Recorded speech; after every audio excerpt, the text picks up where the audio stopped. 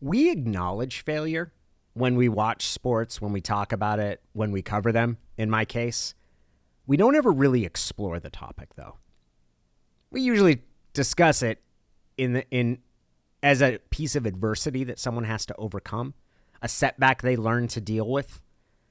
We don't ever really talk about how it feels in the moment and what those athletes go through. And maybe that's why I was so uncomfortable watching Mikaela Shiffrin's interview on NBC. It was after the giant slalom, which she'd skied out of. It was the second of 3 events that she failed to finish in this Olympics. It's been tough to watch. I've also found some inspiration from her.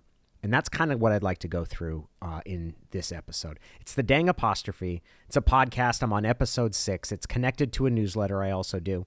The newsletter has a free edition that comes out once a week and then a subscriber tier as well. I'd love it if you would check that out. I'll leave a link in the comments below. But it was in the first week of the Olympics, after Mikaela Shiffrin's second event, which was the giant slalom, that I was watching an interview, and my wife was there as we watched it, and I said, I just can't, I don't want to listen to her be interviewed anymore because it was so soul-crushing to watch in real time this elite athlete, Mikaela Shiffrin's one of the best skiers ever, reckon with this crown jewel event where everybody pays attention to her sport once every 4 years in this country, and it's going as a nightmare. Here's the interview, and it's not after this first part, it was after the second part that I really was like, I just don't want to hear it anymore. It's too sad. I think I just slipped. I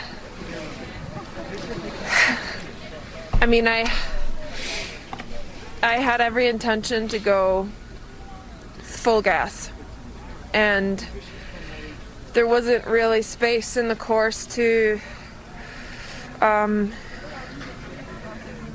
don't know, to slip even, not even a little bit. I didn't give myself space for that. And in my experience, that mentality has brought my best skiing. And today I went out on the 5th gate.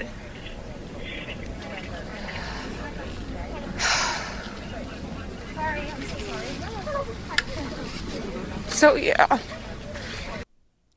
So you're watching in real time this athlete deal with sort of this heartbreak and trying to figure out the logistics of what went wrong.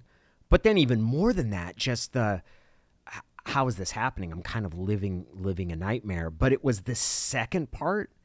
It was the second part that got to me, where I was just like, oh, this is just too much for me. What are you still processing? Pretty much everything makes me second guess,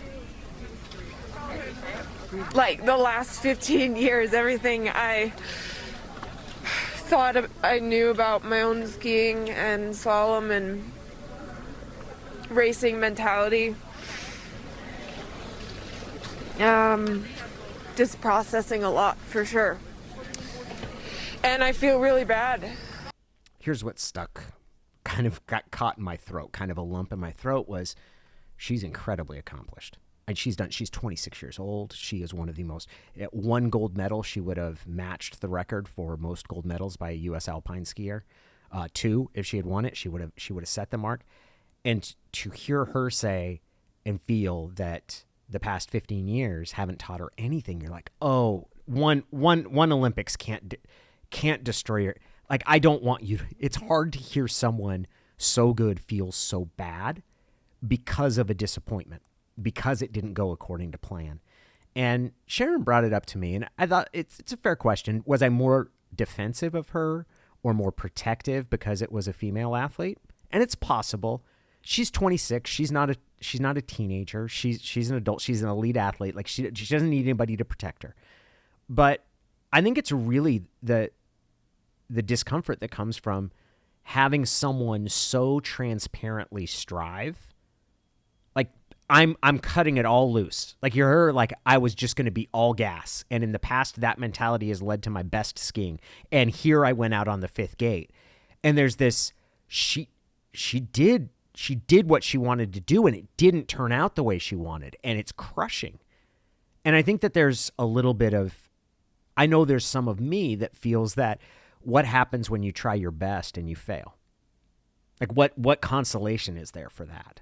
What remedy? Like what if you have an idea, and whether it's because your idea isn't that good or because your ability isn't there or just things go against you and it doesn't work, like that's it's frightening, but it's also kind of this intimidating. And God, what do you do with that other than say it just stinks? So over the next few days, because there were a few days, not before Mikaela Shiffrin competed again, because she did get back and she competed first in the Super G and then in the downhill. And she finished both, but those aren't her events, right? She's a tech skier. Like her specialty is the technical events, the slaloms. And she's really good at speed events for a technical person, but most of her expertise, where she is world renowned, is in the slalom, in giant slalom and regular slalom. And she finished, and you could see that she was kind of getting some of her confidence back. But as she was interviewed, and I believe that this was after the downhill, it was February 10th was the date of the interview, and she was talking about the feedback that she'd gotten from people. And as she was discussing it, because I wasn't sure I wanted to watch this interview, but then, of course, I'm going to watch it. I'm interested in seeing how they... And she started kind of talking about striving or dealing with failure in a way that not many athletes do. I would never have expected to feel in this moment, severely underperforming in an Olympics. I would never have felt that humans could be so kind.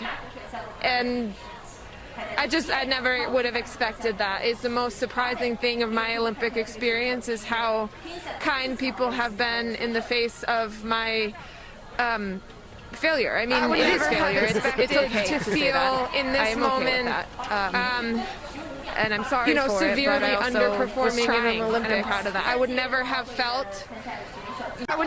expected to feel in this moment, severely underperforming in an Olympics. I would never have felt that humans could be so kind.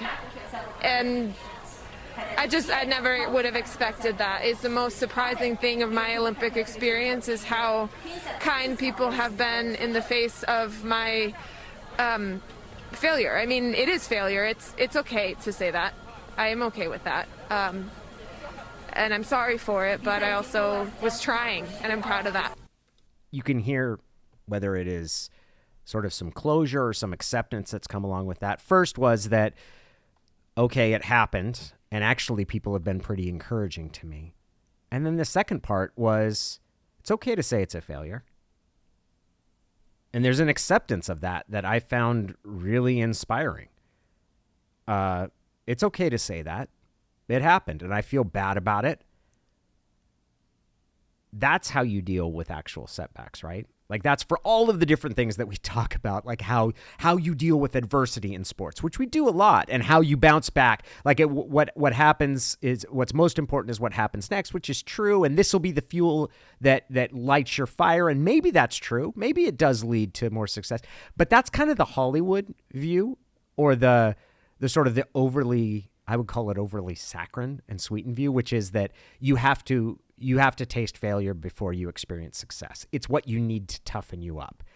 And it's definitely how I thought sports used to work. I remember watching the NBA when in the 80s, the Pistons had to lose to the Celtics a couple times in the playoffs and be just crushed by that before they could get over the hump. Just like the Bulls had to lose to the Pistons a couple of times before they could experience and get toughened up to the point that they could get over the hump. Sort of that you can't enjoy the sweetness without tasting the salt first. And maybe that happens, but maybe you're the Buffalo Bills and you go to 4 straight Super Bowls and you don't win any of them. Or maybe you're Dan Marino and you get to a Super Bowl in your second year and you lose that Super Bowl and you never get back. And those facts, while disappointing, don't invalidate the work. They don't mean that it wasn't worthwhile. And accepting that sometimes our best ambitions don't yield the desired results allows us to experience some joy, some happiness, or to feel successful even if we didn't reach that sort of premier, that end of the rainbow dream that we wanted.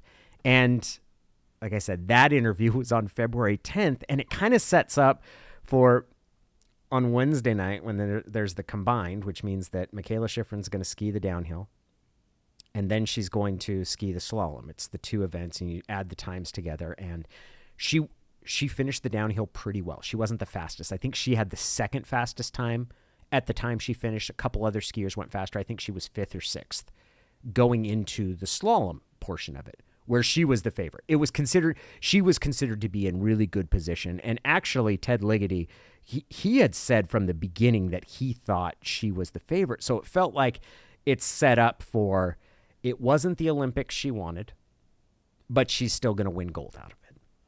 It wasn't the way it went, but here is this shot at redemption, and she's gone through she had tasted the failure to get through to the other end of the success, and that was going to be the combined, except she didn't finish. For the third time in this Olympics, she didn't get through a slalom course. And it's crushing. To frame it in her career, I think I saw today, it's a third of the DNF, the failure to finish in her entire career, which, I mean, now you're looking at close to a decade, have happened in this Olympics, in this 10-day span. It's brutal. It's happened in the one event where everybody is paying attention in the country. Like we don't. Alpine skiing is a big deal globally. It's not a big deal in the U.S. except for the Olympics, and that's the reality that's staring at her. And I didn't know if I wanted to listen to sort of how she was going to talk about that, because it's just crushing. Like there's no finding a silver lining. And she was asked about that. She was asked about, is there anything positive? And I was inspired by her reaction. I was inspired by how she kind of put this in context. Some of the best skiing I've ever done here in Beijing, in the training, in the downhill over the last week, in my slalom even today, and on the race in the moment when it counts, then I didn't make it to the finish. And that's that's never happened in my entire career. So I don't understand it, but there was so much positive that's happened in the last couple weeks, despite how much it really stinks. And I don't know, sometimes you have to take it, I don't know, you just have to take it, I guess. I actually think that could become a mantra for me. I think that idea, sometimes you just have to take it. Because that's a more accurate rendition of life. Like, we talk about sports and what you can learn. That's a more accurate rendition of life, is that sometimes it doesn't matter how hard you try or taking a different approach or doing, it just doesn't work out for you. And maybe you've got the yips, maybe sort of you were struggling with things, like for whatever reason, whether it was driver error or whether it was just the way the course set up, or if it was just fluky, who knows? Like this, that's life. Your best plans won't pan out. And what do you do? And I think what I could hear, or what I sensed Mikaela doing, is something that a therapist talked to me about, which was holding two realities sort of in your head simultaneously. One being, I'm trying my best. I'm doing everything I can. I'm being reasonable, I'm being prudent. And then the other one being, but this is profoundly disappointing. can you have both of those at the same time? And I think Mikaela right there shows that you can. Shows that she does. That on the one hand, there have been moments at this Olympics where she's felt great. She's done some great skiing. It hasn't been a waste of time. In 10 years, she has accomplished a ton. And right here in this moment, right now, this has been a disaster. And it's horrible. And it feels uncomfortable. And you can hear when she starts to talk about it, she feels sad for the people she's let down. She feels bad herself. She's not sure about all this. But holding those two realities in there simultaneously.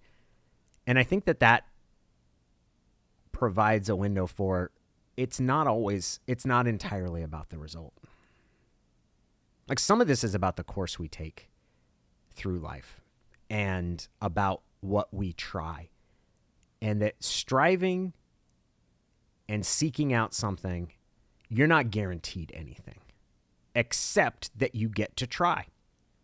That's what you're guaranteed. You get to try. You get to test yourself. You get to seek it out. And you're going to have some successes if you try, but you're also going to have some failures. And that doesn't matter if you're the most talented person, one of the most talented alpine skiers ever to live on this earth, like Mikaela Shiffrin is, or somebody that's just trying to get through and find a way to have a stable working life or a stable, like the process and finding your way to strive without being derailed and hollowed out by the setbacks that come. Like that's I found it inspiring to hear her talk about it in that way. And when I said it was uncomfortable to watch her talk after that first one, and I felt that profoundly. Contrast that with how she talks about it here, which is there's a reality that she's acknowledging that's not necessarily pleasant, but it doesn't invalidate all of the other things she's achieved. Oh man, I don't know if anybody's failed that hard with so many opportunities, maybe in the history of the Olympics, but I will take it. I mean, it is a joke. It's just, that's fine. I just really selfishly wanted to have a good run of slalom down this hill, and I'll be left wanting there. It's not selfish to want that, right? It's not selfish. Like that's the definition of like we all want to be able to perform at our best in different places. But when she starts out and says, "Whoa, man, I don't know if anybody has failed that hard." It's not that same sort of I don't even know what I'm going to do sense that I got from the first interview or the interview that she had after the giant slalom. Like there's something very different this time in that this happened and I have to accept that this was the result of my best efforts and keep going on because it's part of the process. I've always been really interested in the psychology of poker. And there's a lot of reasons for that. I think we can learn a lot through decision-making about good decision-making in poker because of the strategy involved, because of sort of the number of variables and how a successful poker player is able to separate process from result. Because a bad process can yield a good result, and a good result and a good process can yield a terrible result. And that doesn't mean that the bad process was good or the good process was bad, because over time, the best process will most likely win most of the time. It gives you the best chance at success. So all you can do is try to try to follow the best process for you. But it doesn't mean that you'll always get the result you want. And sometimes, for a variety of reasons, you won't. And following a process and finding a process and being able to say, like, hey, I did my best. I tried to have the best process I could, and it didn't work out. And I'm going to address what I see are the shortcomings in my process, but I'm not going to let the result I'm not going to let what ultimately happened dictate how I feel about my effort. That's what I'm going to take away from Mikaela Shiffrin in this Olympics. And I know it's not the Olympics she wanted, and I truly can't imagine how that feels. But I know for me, it's inspiring to hear her talk about how she's dealt with that failure over the past week. I'm grateful to have been able to watch her. And I'm grateful that she's been open enough and courageous enough to provide that window into her psyche, because we don't talk about failure in sports except as a hurdle that we've overcome. And in this case, she talked about how she's sort of stared eye to eye with that and kind of put failure in the proper perspective. Like, she's chopped it down to size. Doesn't invalidate who she is. It doesn't invalidate her skill. And in fact, it might just be that the 3 bad runs she had this week happened to occur at the least timely awful. It might be as simple as that. But it doesn't change all. It's disappointing and it hurts. But she's put it in the right perspective. This is the Dang Apostrophe. I'm Danny O'Neill. I'm grateful for you listening. I hope you'll read the newsletter, and I'll look forward to talking to you next week.